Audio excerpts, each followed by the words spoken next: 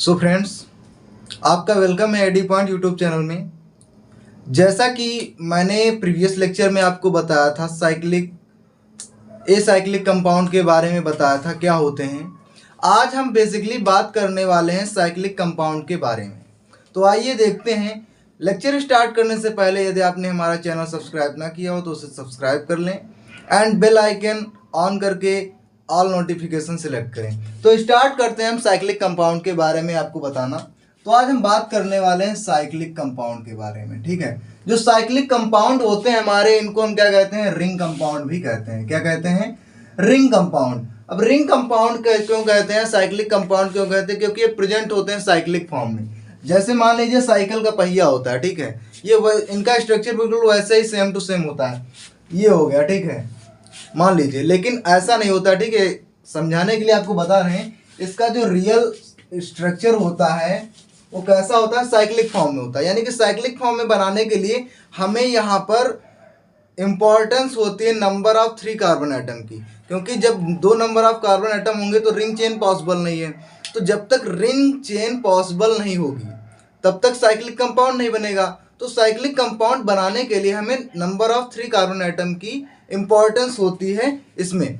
तो हम देखेंगे, जैसे कि मान लीजिए यहाँ पे क्या है, ठीक है, यहाँ पर नंबर ऑफ 3 कार्बन एटम है, ठीक है। तो एक साइक्लिक फॉर्म का स्ट्रक्चर बन गया, ठीक है। कैसा बन गया? ये बन गया एक साइक्लिक फॉर्म। अब साइक्लिक फॉर्म में ये तो त्रिभुजाकार भी, इसको त्रिभुजाकार में बना है साइक्लिक फॉर्म का स्ट्रक्चर। अब साइक्लिक फॉर्म में क्यों बना है, इसको हम क्यों कहते हैं? क्योंकि यहाँ पर कहीं पर भी कार्बन एटम के बीच में बॉन्डिंग एंड नहीं हुई है, ठीक है। इसी कारण से इसको हम क्या कहते हैं, साइक्लिक फॉर्म स्ट्रक्चर कहते हैं। इसका नाम क्या होता है, साइक्लिक फॉर्म में है तो हम यहाँ पे यूज करते हैं साइक्लो, ठीक है। क्या यूज करते हैं? साइक्लो यूज करते हैं। साइक्लो यूज करते हैं और नंबर ऑफ कार्बन एटम इसमें 3 प्रेजेंट है। तो इसके बेस पे हम इसमें क्या यूज करेंगे, प्रोप, यानी कि साइक्लोप्रोपेन। मेथ है prop, number of 3 carbon atom तो क्या, प्रोप, प्रोपेन। क्या हो जाएगा? इसका नाम हो जाएगा साइक्लोप्रोपेन। अब साइक्लोप्रोपेन, अब तो ये साइक्लिक फॉर्म की बात हो गई। अब हम आगे देखने वाले हैं कि जो साइक्लिक फॉर्म में इसका जो क्लासिफिकेशन होता है 2 प्रकार का होता है भैया। कौन कौन सा होता है? एलिसाइक्लिक होता है और क्या होता है, एरोमेटिक कंपाउंड होते हैं, ठीक है। तो जो एलिसाइक्लिक हमारे कंपाउंड होते हैं उनको हम एलिफैटिक कंपाउंड भी कहते हैं, ठीक है। अब एलिफैटिक कंपाउंड कहते हैं तो जनरल सी बात है, कुछ होता होगा जरूर है, इसीलिए कहते हैं, ठीक है। तो देखते हैं हम क्या होता है हमारे एलिफैटिक कंपाउंड, ठीक है। पहले सबसे पहले क्लासिफिकेशन देखते हैं साइक्लिक कंपाउंड का। तो ये 2 प्रकार के होते हैं, ठीक है। 2 प्रकार के होते हैं। कौन कौन से भैया? एलिसाइक्लिक, एलिसाइक्लिक और कौन से? Aromatic, aromatic. तो आज हम बात करेंगे एलिसाइक्लिक कंपाउंड के बारे में। एलिसाइक्लिक कंपाउंड या एलिफैटिक कंपाउंड क्या होते हैं, ठीक है। तो जो हमारे एलिसाइक्लिक, या इनको हम क्या कहते हैं, और एलिफैटिक कंपाउंड कहते हैं हम, एलिफैटिक कंपाउंड, ठीक है। क्या कहते हैं? एलिफैटिक कंपाउंड कहते हैं। अब एलिफैटिक कंपाउंड कहते हैं तो भैया जनरल सी बात है, साइक्लिक स्ट्रक्चर की बात कर रहे हैं तो साइकिल फॉर्म में होगा, ठीक है। तो इसके एग्जांपल हम कुछ देखते हैं। जैसे यहाँ पे एग्जांपल दिया हुआ है, ठीक है। इसमें number of carbon atom present है, कितने नंबर ऑफ कार्बन एटम इसमें प्रेजेंट है, हम ये ध्यान देंगे कि इसमें number of carbon atom present है 6। तो इसका नाम हो जाएगा साइक्लोहेक्सेन, ठीक है। साइक्लोहेक्सेन नाम हो जाएगा इसका। तो जैसा कि आपने देखा यहाँ पे हम साइक्लोहेक्सेन इसका एग्जाम्पल लिए हैं, ठीक है। एक और एग्जाम्पल इसका हम ले लेते हैं यहाँ पर, जिससे आपको देखिए जितना इजी हम समझा सकेंगे उतना इजी आपको समझाने का प्रयास करेंगे। बस क्या करें, आप साथ में कॉपी पेन लिए रहें और इसको नोट डाउन करते रहें, और लेक्चर देखने के बाद एक बार इसे रिवीजन जरूर कीजिएगा, ठीक है। तो यहाँ पर number of carbon atom present है 5, ठीक है। तो हो जाएगा पेंटेन, ठीक है। क्या हो जाएगा? साइक्लोपेंटेन। अब बात करते हैं क्लासिफिकेशन ऑफ एलिसाइक्लिक कंपाउंड के बारे में, ठीक है। क्लासिफिकेशन ऑफ एलिसाइक्लिक कंपाउंड, जैसा कि मैंने आपको बताया कि हम आज ओनली बात करने वाले हैं एलिसाइक्लिक कंपाउंड के बारे में। नेक्स्ट वीडियो में आपको बताएंगे एरोमेटिक कंपाउंड के बारे में, क्लासिफिकेशन के बारे में बताएंगे, ठीक है। लेक्चर छोटा होना चाहिए जिससे समझने में थोड़ा आसानी रहती है। लेंथी लेक्चर होता है तो बोरिंग सा फील होने लगता है, ठीक है। तो एलिसाइक्लिक जो कंपाउंड हमारे होते हैं, क्या एलिसाइक्लिक कंपाउंड जो होते हैं हमारे, ये दो प्रकार के होते हैं, फर्दर डिवाइड होते हैं 2 टाइप्स में, ठीक है। कौन कौन से? Homocyclic and heterocyclic. पहला आता है हमारा होमोसाइक्लिक एंड हेट्रोसाइक्लिक।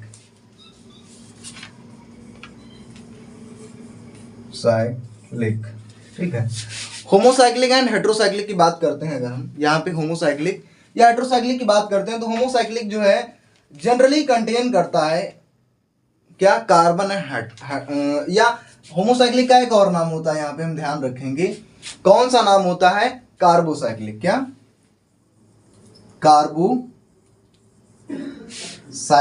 ठीक है। अब कार्बोसाइक्लिक नाम होता है तो भैया जनरल सी बात है, कार्बो यानी कि कार्बन, ठीक है।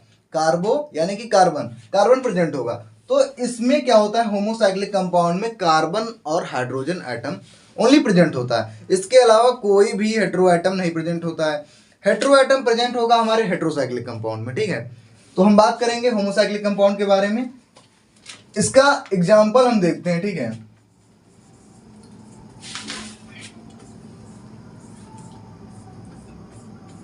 यहां पर ये हो गया होमोसाइक्लिक कंपाउंड का एग्जाम्पल हो गया हमारा। यहां पर जो number of carbon atom present हैं वो है 4, ठीक है।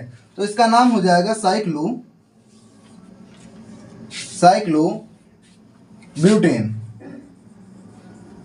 ठीक है, साइक्लोब्यूटेन। एक और देख रहे हैं हम, इसका नाम हो जाएगा साइक्लोप्रोपेन।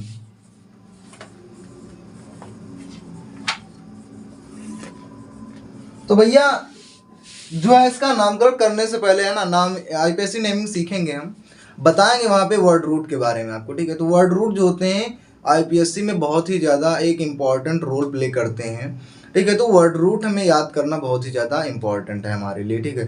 तो उसे आपको मैं जब बताऊंगा तो आप उसे लिखिएगा और याद कर लीजिएगा, ठीक है। तो ये बात हो गई हमारी होमोसाइक्लिक कंपाउंड के बारे में, ठीक है। अब बात करते हैं हम हेट्रोसाइक्लिक कंपाउंड के बारे में, ठीक है। जो हेट्रोसाइक्लिक कंपाउंड होते हैं, पता नाम से ही पता चल रहा है कि हेट्रो एटम ऐड होगा, ठीक है। क्या ऐड होगा? हेट्रो एटम ऐड होगा। अब हेट्रो एटम क्या होते हैं? जैसे इसमें क्या होते हैं, बात करते हैं हेट्रोसाइक्लिक कंपाउंड के बारे में। अगर हम बात करते हैं तो इसका मतलब होता है हेट्रो एटम। क्या? हेट्रो एटम की बात कर रहे हैं, हेट्रो एटम की बात की जा रही है। अब हेट्रो एटम जो होते हैं वो कार्बन जो होता है इसको छोड़ दीजिए आप, ऑक्सीजन हो गया, नाइट्रोजन हो गया, सल्फर हो गया, ठीक है। ये होते हैं हमारे हेट्रो एटम, ठीक है। क्या होते हैं? हेट्रो एटम होते हैं जिनकी वैलेंसी, यहाँ पे हम एक चीज और मायने रखते हैं कि जिनकी वैलेंसी 2 से ज्यादा होती है वो हमारे हेट्रो एटम कहलाते हैं, ठीक है। वो क्या कहलाते हैं? इंक्रीज होती है ना, 2 से कम नहीं होनी चाहिए, 2 तो होनी ही चाहिए, लेकिन 2 से ऊपर हो, 2 भी ना हो, ठीक है। तो यहाँ पे ध्यान रखना है कि 2 से ज्यादा होनी चाहिए भैया, 2 से ज्यादा होगी हेट्रो एटम में आ जाएगा, कोई बात नहीं है। अब बात करते हैं इसके एग्जाम्पल के बारे में, ठीक है। तो इसका एग्जाम्पल है,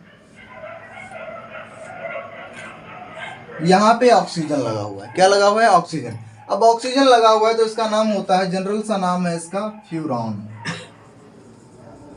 क्या नाम है? फ्यूरॉन। एक और एग्जाम्पल हम इसका देखते हैं, यहां पे एन ऐड है।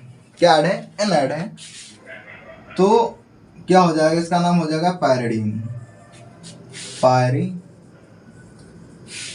ठीक है। क्या नाम हो जाएगा? इसका नाम हो जाएगा पायरिडीन हो जाएगा। तो आज ये बात हो गई हमारी एलिसाइक्लिक कंपाउंड के बारे में। नेक्स्ट लेक्चर में हम आपको बताएंगे जो हमारे क्या होते हैं, एरोमेटिक कंपाउंड होते हैं, उनके क्लासिफिकेशन के बारे में बताएंगे। और यहाँ पे हमारा नेक्स्ट लेक्चर में एंड होगा क्लासिफिकेशन ऑफ ऑर्गेनिक कंपाउंड्स का, ऑर्गेनिक केमिस्ट्री का क्लासिफिकेशन जो है एंड होगा। नेक्स्ट हम स्टार्ट करेंगे उसके बाद आईपीएससी नोमेनक्लेचर के बारे में, ठीक है। तो आज यहीं तक। Best of luck and enjoy your life. I hope आपको कंटेंट अच्छा लगा होगा। अगर कंटेंट अच्छा लगा हो ना तभी लाइक कीजिएगा, वरना डिसलाइक करके छोड़ दीजिएगा। और चैनल को सब्सक्राइब किया हो तो अनसब्सक्राइब कर दीजिएगा अगर कंटेंट आपको अच्छा ना लगे, ठीक है।